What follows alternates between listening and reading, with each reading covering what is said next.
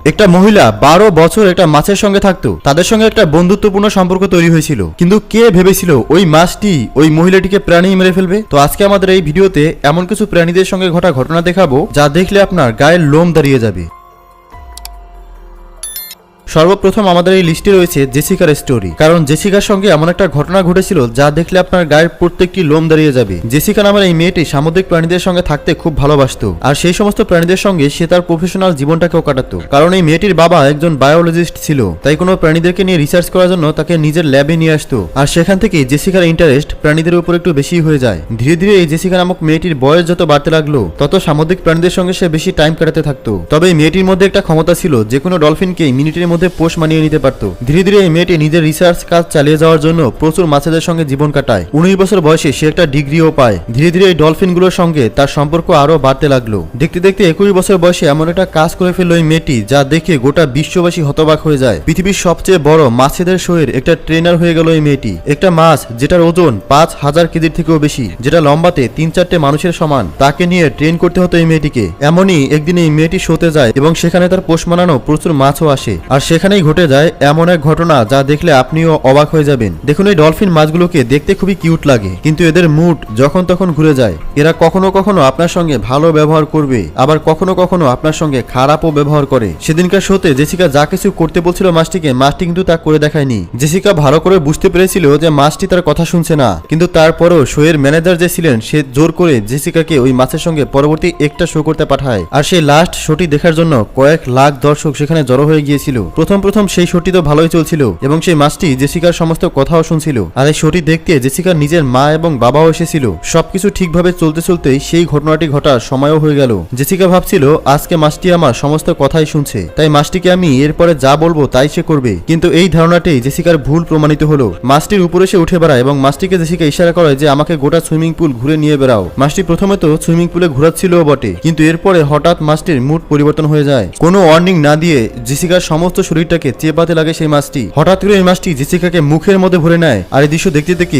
চিৎকার করে কাঁদতেছিল দর্শকরা। সেখানে থাকা সমস্ত মানুষ নিজের চোখে দেখতে পারছিল না সেই দৃশ্য। প্রথমে কিছু মানুষ ভেবেছিল হয়তো এটা অ্যাক্টিং এর কোনো ছোট পার্ট ছিল, কিন্তু তারপরে ট্রেনার গুলো দৌড়ে চলে আসে সেই জায়গায়। শো চলতে থাকা সমস্ত লোক ভয়ে দৌড়াতে শুরু করে সেখান থেকে। আর সেখানে যত ট্রেনার ছিল সবাই মাছটির মুখ থেকে জেসিকা নামক মেয়েটিকে ছাড়ানোর চেষ্টা করছিল। সবাই সমস্ত রকম উপায় অবলম্বন করছিল জেসিকাকে বাঁচানোর জন্য, কিন্তু না, কেউ কিছুতেই সফল হচ্ছিল না। ওই মাছটি সেই সময় কাউকে ভয় পাচ্ছিল না, কারোর কথাও শুনছিল না। মাছটিকে বড় বড় মাংসের পিস দেখানো হচ্ছিল, কিন্তু মাছটি সেই মাংস না খেয়ে জেসিকাকে চেবাতে লাগছিল। হঠাৎ করে সেখানকার দুটো ট্রেনার ডান্ডা অর্থাৎ লাঠি নিয়ে পানিতে নেমে পড়ে, যাতে জেসিকাকে পানি থেকে বাইরে বের করে বাঁচানো যায়। কিন্তু ততক্ষণে জেসিকাকে আরো জোরে করে পানির নিচে নিয়ে যায় মাছটি। সেখানে নিয়ে গিয়েও ছাড়েনি, পানির ট্যাঙ্কের দেয়ালে জোরে জোরে ধাক্কা মারছিল জেসিকাকে নিয়ে। আর এই ধরনের ডলফিনগুলোর মুখ এতটাই শক্তিশালী হয় যে সেখানে কেউ যদি আটকে যায় তাহলে তাকে বের করা অসম্ভব। জেসিকাকে এমন জোরে চিবিয়েছিল এই মাছটি, যার কারণে জেসিকার ফুসফুস ফুটো হয়ে যায় এবং লিভার অত্যন্ত ক্ষতিগ্রস্ত হয়ে যায়। তার প্রচুর হাড় ভেঙে যায় স্পটেই, আর সুইমিং পুলের সমস্ত পানি লাল হয়ে যায় রক্তে। এরপরে হাইড্রোলিক মেশিন নিয়ে আসা হয়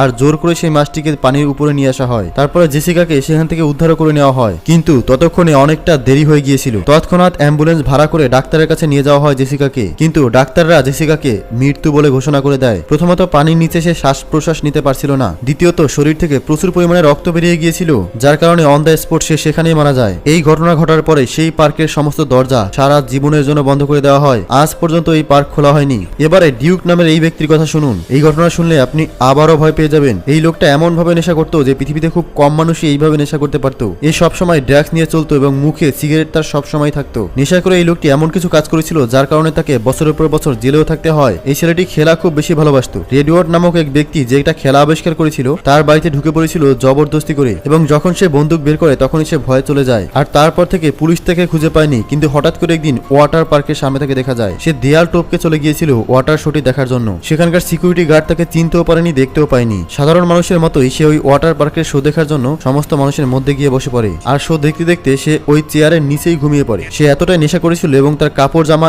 এতটাই নোংরা ছিল যে কেউ তার ধারে কাছেও ছিল না। কিন্তু যখন শো শেষ হয়ে যায় এবং সমস্ত মানুষ বেরিয়ে যায় এবং তারপরে যখন সে একা বের হয় তখন সিকিউরিটি গার্ডরা তাকে চিনে ফেলে। সিকিউরিটি গার্ড তাকে বের করে দেওয়ার চেষ্টা করে, করে, কিন্তু সিকিউরিটি গার্ডের কথায় সে ওই জায়গা থেকে ছেড়েই যাচ্ছিল না। সে ভয় দেখাতে থাকে যে এই শো এর মালিককে সে চেনে এবং গার্ড তার কথাতে ভয়ও পেয়ে যায় এবং বলে কিছুক্ষণের জন্য এই জায়গায় তুমি ভ্রমণ করো। সে ওই ওয়াটার পার্কের মধ্যে ঢুকে সুইমিং পুলের পাশেই বসে পড়ে, সেখানে বসে সিগারেট খেতে থাকে। কিছুক্ষণ পরেই যেই পানিতে মাছ শো দেখায় সেই পানিতে পা ডুবিয়ে আনন্দ করতে থাকে আর সে ভাবে এই পানিতে সে স্নান করে বাড়ি যাবে। হঠাৎ করেই সে তার কাপড় জামা খুলে পানির মধ্যে লাফ দিয়ে দেয়। পানিতে গিয়ে ঘন্টার পর ঘন্টা সে স্নানও করতে থাকে, কিন্তু সে জানতোই না তার সঙ্গে কি হতে চলেছে। এই সময় এতটাই রাত হয়ে গিয়েছিল যে এটা ছিল ডলফিনগুলোর ঘুমানোর সময়, তাই সেখানে সমস্ত লাইটও বন্ধ করে দিতে হয় যাতে মাছগুলো পানির নিচে আরাম করে শুয়ে থাকতে পারে। লিওট যখনই স্নান করছিল হঠাৎ করেই পানিতে প্রচন্ড আওয়াজ শোনা যায়। সেই পানির নিচে থাকা অর্কা ফিশ ঘুম থেকে জেগে যায়। অর্কা ফিশটি ঘুম থেকে জেগে প্রথমে কিন্তু ডিউকের উপরে হামলা করেনি, দূর থেকে কিছুক্ষণ দেখেছিল ডিউককে, কিন্তু যখন দেখলো অর্কা ফিশটি যে ডিউক জল থেকে উঠছেই না তখনই ডিউকের কাছে চলে আসে সেই মাছটি। ডিউক যখন জলে স্নান করতে করতে নিচে ডোবে তখনই দেখে তার সামনে বিরাট বড় একটা মাছ আসছে, কিন্তু এক সেকেন্ডের মধ্যে তার উপরে এই অর্কা ফিশ ভয়ঙ্কর ভাবে অ্যাটাক করে দেয়। সে বুঝতেও পারেনি তার সঙ্গে ঘটনাটি ঘটলো কিভাবে।